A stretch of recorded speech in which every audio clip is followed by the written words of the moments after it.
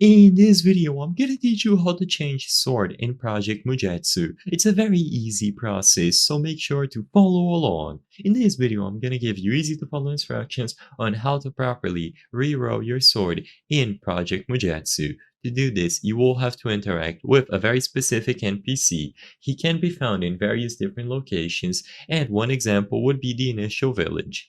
So, this NPC is called Mikey. As you can see, he has this very distinct green or bluish color, and once you interact with him, you will see four main options: reroll sword stance, reroll Reiatsu color, reroll sword Zanpakuto, and reroll fist stance. And this is what he has to say. Yo, I'm the seller that sells reroll for cosmetics. So what type of cosmetic would you like to reroll? And as the description and the options suggest, you just have to select one accordingly.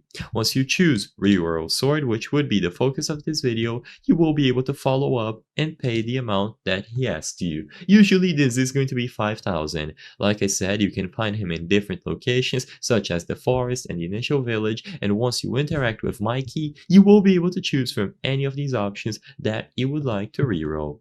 You can repeat this process as many times as you wish as long as you have the necessary amount of money, and he is going to reroll your sword or stance and so on. Choose from any of the options to change your sword stance, Ritsu color, Zanpakuto sword, and the fist stance, and you will be able to get them changed. If you cannot find Mikey, I recommend that you try changing servers or talk to someone, because he can be in different locations and sometimes tracking him down can be difficult. So try your best to find his specific location on your server and you will be able to interact with him.